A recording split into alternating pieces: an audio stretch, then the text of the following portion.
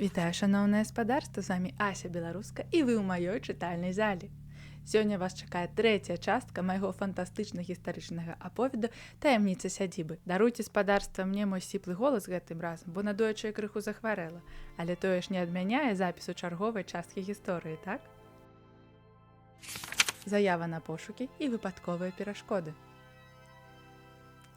Рэшткі марознай зімы і наступныя сакавіцкія хлюпоты Степаніда Шыбека фармулявала запыт у навукова-метадычную раду Міністэрства культуры і ўжо на пачатку траўня атрымала дазвол на археалагічнае даследаванне сядзібы рэйтанаў. «Я толькі не разумею», – хваляваўся дырэктар музею Вайтовіч. «Што вы там хочаце знайсці? Сядзіба ўжо дасканала вывучана, не кажучы пра тое, што ўжо амаль цалкам рэпараваная. А мне і не патрэбная драўляная сядзіба», – усміхнулася Степаніда. «Пабудаваная напрыканцы 19 стагоддзя, яна не мае асаблівай археалагічнай каштоўнасці. А хіба разбураны бровар яе мае?» Вайтовіч здзіўлена разглядаў натхнёны твар Шыбекі. Які міт гэтак заваражыў жанчыну? Што ёй, паважанай выкладчыцы археалогіі ва ўніверсітэце і адданай сэрцам музею супрацоўніцы, давялося даведацца, ад чаго вочы Степаніды палаюць гэтак яскрава і загадкава. Дырэктар задумліва ўздыхнуў. Некалі ж і ягонае сэрца білася ў трапяткім прадчуванні адкрыцця новай таямніцы. І ягоны розум імкнуўся адшукаць знаходку стагоддзя. Але потым неяк усё сышло. Пакрылася шчыльным слоем бюракратычных музейных спраў і попелам згаслых надзей. Вайтовіч паставіў апошнюю пячатку на дакуменце і перадаў паперы Шыбекі. За некалькі тыдняў Степаніда вырашыла арганіцыйныя пытанні і ў чэрвені на зямлі вакол сядзібы пачалася актыўная праца. Спачатку, каб руіны старой не то сядзібы, не то бровара не паваліліся людзям на галаву, прыехалі будаўнікі і ўзмацнілі іх стальным драбёстам і сеткай. Пасля Степаніда разам са сваімі лепшымі студэнтамі Антосем і Уладзем распакавалі дарагі геалагічны радар і пачалі прасвечваць ім глебу ўздоўж перыметра старога падмурка. Напружанне цягнулася доўгія гадзіны. І ўжо бліжэй да вечара геарадар паказаў пустэчу ідэальнай формы прастакутніку, які па сваіх памерах супадаў з тым, як пан К апісваў сакрэтнае скляпенне ў сваім дзённіку. Эмілія, якая перавялася на аддаленую працу, каб паехаць на раскопкі разам з сяброўкай, запісвала на відэа кожны этап працы.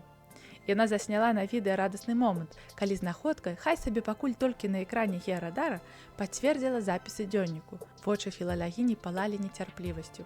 Ёю, як і Степанідай, цалкам авалодала таямніца сядзібы.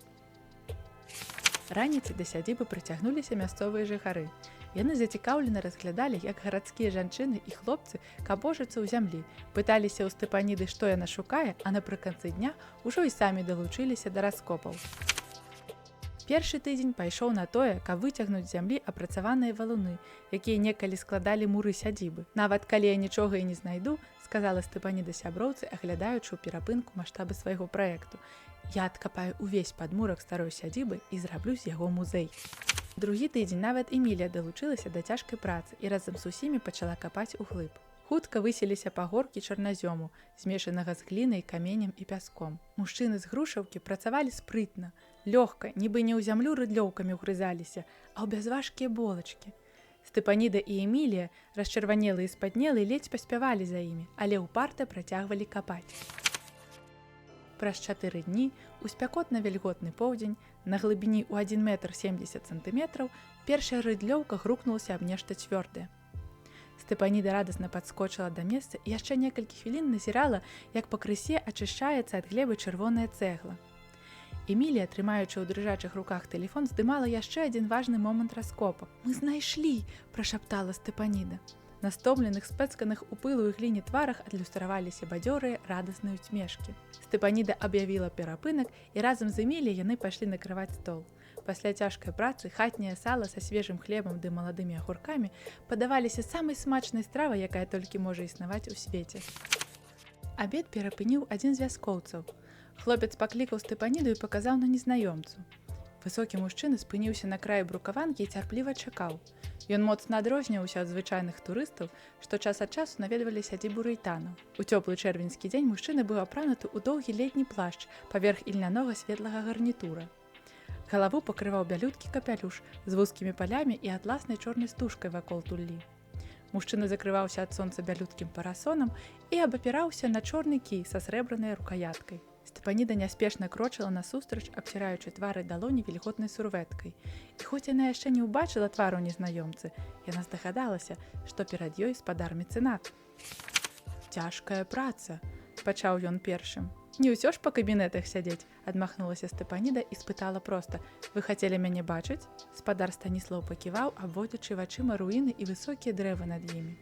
Степанідзе падалося, што немалады твар з абвіслымі шчокамі і некалі пухлымі вуснамі перасмыкнула старым болем і тугой, што хаваліся недзе ў глыбіні сэрца. «Што вы шукаеце тут?» – спытаў ён і перавёў позірк на Шыбеку. «Чога канкрэтнага?» – Степаніда паціснула плячыма і склала рукі на грудях. «Займаемся аднаўленнем. Якую ж такую гістарычную каштоўнасць можа мець стары бровар?»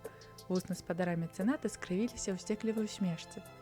Степаніда пачула іронію ў словах Станіслава і здагадалася. Ён таксама ведаў, што сучасныя гісторыкі лічаць руіны рэшткамі гаспадарчага блоку, але сам прытрымліваўся іншыя думкі.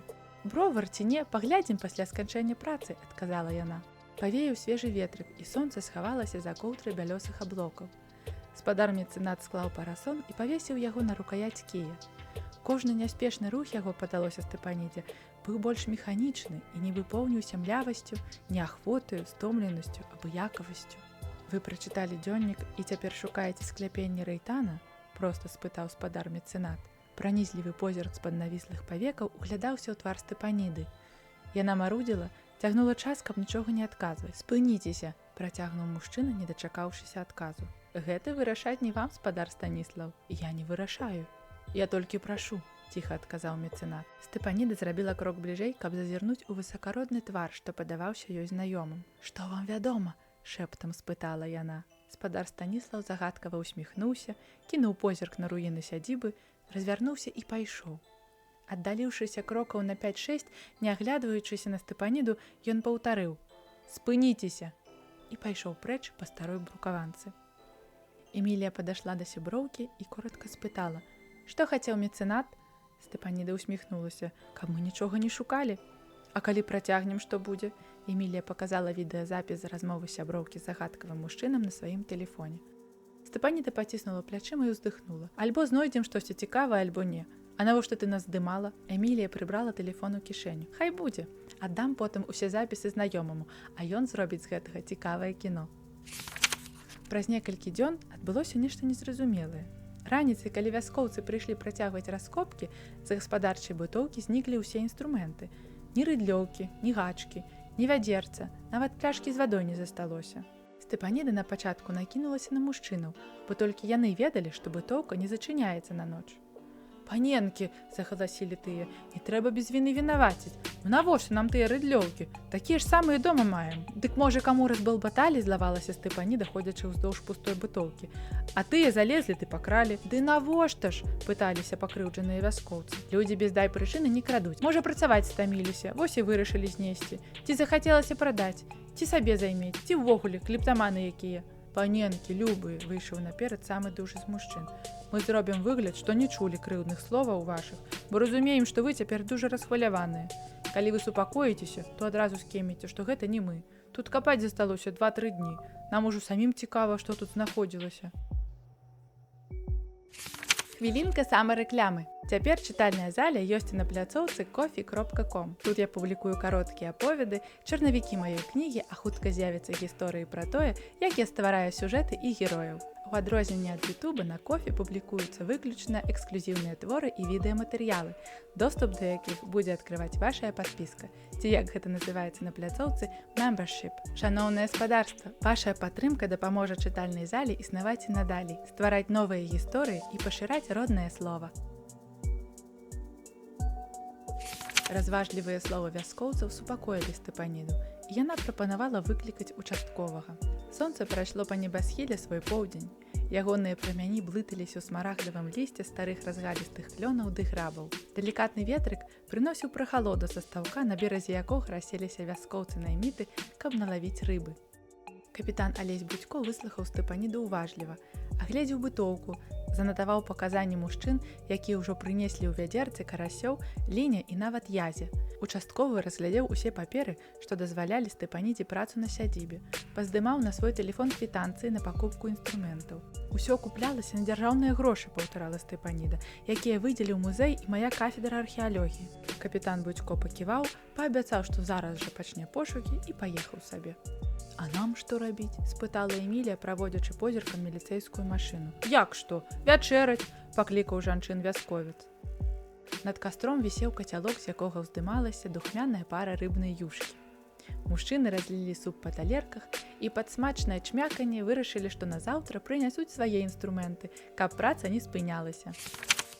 І падалося, нібы непрыемнасці скончыліся, а раскопкі прадоўжыліся. Аднак ужо праз 2 дні іх спынілі містычныя падзеі. Спачатку спякотны поўдзень перайшоў у задуху, якую пакрысе пачаў разганяць парывісты вецер. Імпэтныя цяжкія хмары налезлі на блакіт нябёсаў, і дзень зрабіўся шэры, як у прыцемках. Стэпаніда ішла сказаць мужчынам, каб канчалі працу, як раптам з раскопу прагучаў рэзкі выбух. Чырвоны густы дым запоўніў сабой усю выкапаную яму і, нізка сцелючыся па зямлі, пайшоў разыходзіцца па акрузе. Вяскоўцы пакідалі рыдлёўкі ды гачкі, выцягнулі адзін аднаго сарву і пабеглі, куды вочы глядзяць. Хуткасці ім дадалі маланкі, якія раскідвала паўсюль вялізная грозная хмара. Стэпаніда са студэнтамі паставілі на дровам заслону ад дажджу і схаваліся ў жылой бытоўцы. Раніцай вяскоўцы прыйшлі забраць свае інструменты. «Зусім мала ж засталося, хлопцы!» – маліла іх Стэпаніда. «Даруй, паненка, але нам жыццё даражэй», – адказвалі яны. «Ніхто не ведае, што там прыхавана, то і не трэба і чапаць». Антось паказаў вяскоўцам балёнчык ад дымавой шашкі. «Нехта наўмысна падкінуў яе ў зямлю», – спрабавала растлумачыць Стэпаніда, але мужчыны не хацелі яе слухаць. Шыбека заплаціла вяскоўцам і адпусціла іх. Працы сапраўды заставалася мала. Расчысціць да паловы цагляны мур з аднаго боку ды зрабіць месца для ўваходу. У чацвярых яны мусяць управіцца за некалькі дзён. Аднак той дзень зноў выдаўся дажджлівы, і хоць на раскопам намайстравалі насціл, зямля ўсё адно насычалася вільгаццю, рабілася ліпкай і цяжкай. Таму Стэпаніда аб'явіла выхадны. Хлопцы, Антось ды Уладзь, прапанавалі наведаць Ляхавічы, паглядзець на цывілізацыю ды пакаштаваць мясцовых прысмакаў. У Грушаўку, адпачыўшыя вясёлыя, яны вярнуліся позна, пад рокат чарговай навальніцы і гучны шоргат заліва. Стэпаніда абудзілася на світанні ад уцешных птушыных спеваў. Сонца вісела яшчэ нізка, але ўжо прагравала зямлю, ад якой падымалася цёплая пара. Дыхалася лёгка, радасна і з прадчуваннем хуткага поспеху. Але пасля сняданку археолагаў чакаў новы сюрпрыз. Нехта адцягнуў з рова насціл, і месца раскопу запоўнілася зямлёй, глінай і вадой.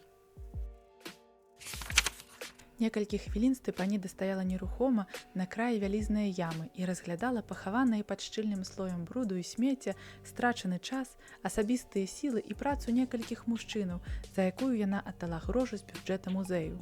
Чырвоная цэгла, да якой яны дакопваліся некалькі тыдняў, зноў была схаваная пад прагнай зямлёй. Не вымаўляючы ні слова, Шыбека спусцілася ў роў і пачала вычэрпваць яшчэ мокрую зямлю, якая наліпала на рукі, адзенне і рыдлёўку.